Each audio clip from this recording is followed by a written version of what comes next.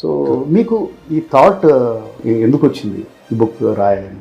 Saint అనే suit అంటేనండి, మనకి సెయింట్స్ అంటే మనకి సాధువులు కానీ ఎవరు కానీ, ఇప్పుడు మనకి కుంభమేళా జరుగుతుంది, నాగ సాధువులు చూస్తే వాళ్ళు హైలీ స్పిరిచువల్ పీపుల్, కానీ వాళ్ళకి కంటెంట్ పీపుల్ అండి, కామ్గా ఉంటారు, పీస్ఫుల్గా ఉంటారు, కంటెంట్ ఉంటారు, వాళ్ళకి ఏమి మెటీరియలిస్టిక్ మీద ఆస్తుల మీద ఏం ఉండదు. అంటే inside you have to be like a monk, inside ఒక సెయింట్ లాగా సంతృప్తిగా ఉండాలి.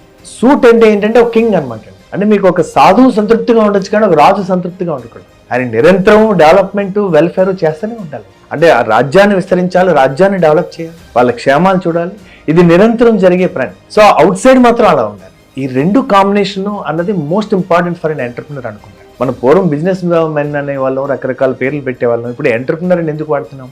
ఎంటర్ప్రినర్ అనే వ్యక్తి ఒక సంస్థని నిర్మిస్తాడు. నడపడం వేరు, నిర్మించడం వేరు. సో ఆ business men mostly driven by profits, చివరికి డబ్బులు రావాలి, ప్రాఫిట్ రావాలి. But entrepreneur he drives by purpose. Profit అనేది ఎందుకంటే మనం భోజనం చేసేటప్పుడు చేయాలంటే మన బాడీ ఫంక్షన్ చేస్తుంది. ఫుడ్ కావాలి, ఆక్సిజన్ కావాలి, ఇవన్నీ మనకు కావాలి. కానీ బాడీ ఫంక్షన్ చేసే పర్పస్ ఒకటి ఉంటుంది కదండి, మనం తినడానికి బతకం కదా. అలాగే ఆర్గనైజేషన్కి ప్రాఫిట్ కావాలి, కానీ పర్పస్ లేని ఆర్గనైజేషన్, సోల్ లేని బాడీ, పర్పస్ లేని ఆర్గనైజేషన్ రెండు ఒకటే అనుకుంటారు. Inside be like a monk, monkey mind, donkey mind, butterfly mind, eagle mind, monk mind. అందుకని మంకీ మైండ్ అంటే ఇంకా డిస్టర్బ్డ్ థాట్స్ అనమాట.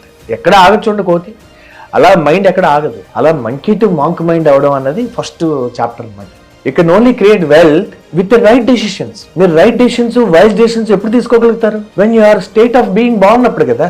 Most of the decisions go wrong when your state of mind సరిగా లేనప్పుడు తీసుకున్న డెసిషన్స్ అన్ని they will go wrong. So అందుకని మీ యొక్క స్టేట్ ఆఫ్ మైండ్ మాత్రమే కాకుండా స్టేట్ ఆఫ్ బీయింగ్ ఎలా ఉండాలి అన్నది దీంట్లో ఫస్ట్ ఎసెన్స్.